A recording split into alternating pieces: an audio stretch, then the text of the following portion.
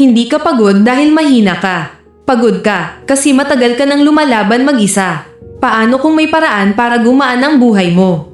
Kahit hindi pa nagbabago ang sitwasyon mo. Walang instant success, walang magic motivation. Pero may isang bagay na kapag naintindihan mo, hindi na kailanman magiging pareho ang pagharap mo sa problema. Manood ka hanggang dulo. Ang tahimik na pagod. May mga pagod na ramdam ng lahat. At may pagod na tahimik. Yung pagod na kahit nakaupo ka lang. Parang ubos na ubos ka na. Hindi ka naman nagrereklamo. Hindi ka rin umiiyak araw-araw. Pero sa loob-loob mo, parang may mabigat na nakadagan sa dibdib mo. At ang mas masakit, hindi mo alam kung bakit. Akala mo tamad ka. Akala mo mahina ka. Akala mo ikaw lang ang ganito. Pero hindi. Maraming tao ang gumigising araw-araw. Na may dala-dalang bigat. Na hindi naman nila alam kung saan nagsimula. At dito nagsisimula ang tanong. Ano ba talaga ang nagpapabigat sa buhay? Hindi ang problema ang mabigat. Isipin mo ito. May dalawang tao. Parehong may problema. Parehong kulang sa pera. Parehong pagod. Pero yung isa, tuloy pa rin. Yung isa, halos sumuko na. Hindi mas mabigat ang problema ng isa. Mas mabigat lang ang dala niya sa isip. Kasi minsan, hindi ang problema ang nagpapahirap sa buhay, kundi yung paraan ng pag-iisip natin tungkol dito. At ito ang hindi tinuturo sa school. Hindi tinuturo sa trabaho. Hindi rin madalas sinasabi ng kahit sino. Ang pinakamabigat na dalang bigat. Alam mo ba kung ano ang isa sa pinakamabigat na dala ng tao? Expectation. Expectation na dapat alam mo na ang direksyon mo. Expectation na dapat successful ka na sa edad mo. Expectation na dapat masaya ka palagi. At kapag hindi nangyari ang mga yan, ang unang ginagawa natin, sinisisi natin ang sarili natin. Bakit siya kaya niya? Bakit ako hindi? Anong mali sa akin? Unti-unti, ang buhay na dati ay simple lang. Nagiging kompetisyon. At dito nagsisimulang bumigat ang lahat. Ang hindi mo kailangang patunayan.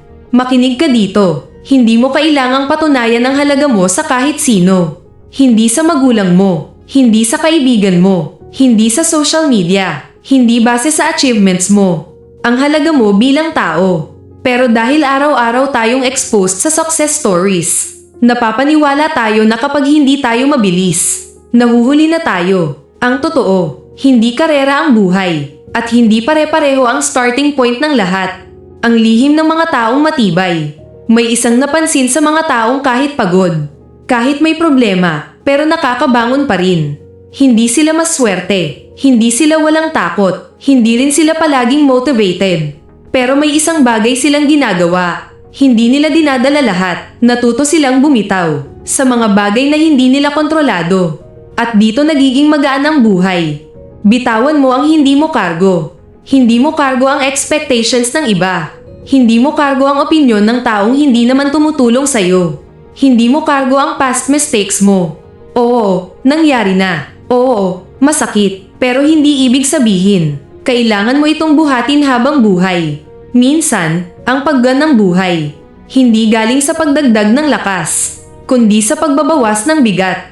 Isang araw lang muna. Isa pa itong sikreto. Huwag mong buhatin ang buong future mo ngayon. Hindi mo kailangan solusyonan ang buong buhay mo ngayong araw. Isang araw lang muna. Isang hakbang lang muna. Isang problema lang muna. Kapag iniisip mo ang lahat sabay-sabay, talagang bibigat. Pero kapag tinanong mo ang sarili mo ng tanong na ito, ano lang ang kaya kong gawin ngayon? Biglang nagiging posible ang lahat. Ang pagod na may pahinga. Hindi ka tamad kapag nagpahinga ka. Hindi ka mahina kapag huminto ka sandali. Ang pahinga ay hindi pagsuko. Ito ay paghahanda. Minsan, ang pinaka-bravest na desisyon ay ang umamin na pagod ka na at bigyan ang sarili mo ng pahintulot na huminga muna. Hindi ka naiiwan. Kung pakiramdam mo ngayon, parang lahat umaandar at ikaw naiwan. Hindi totoo yan. Iba lang ang pace mo. Iba lang ang ruta mo. At hindi ibig sabihin na mabagal ka. Mali ka na. May mga bagay na hindi minamadali. Dahil kapag minadali, nababasag. Ang tunay na paggan ng buhay. Ang tunay na paggan ng buhay. Hindi nangyayari kapag nawala ang problema. Nangyayari ito kapag tinanggap mo na hindi mo kontrolado ang lahat. Pinatawad mo ang sarili mo. At pinili mong magpatuloy kahit hindi malinaw ang lahat. Hindi mo kailangang maging buo agad. Kailangan mo lang maging tapat sa sarili mo. At minsan, sapat na iyon para magpatuloy. Kung pagod ka ngayon, hindi ibig sabihin tapos ka na. Baka ibig sabihin lang, may tinuturuan sa iyo ang buhay na hindi mo pa nakikita. Kung may isang bagay kang dadalhin mula sa video na ito iyon. Hindi mo kailangang pasanin ang lahat para maging matatag.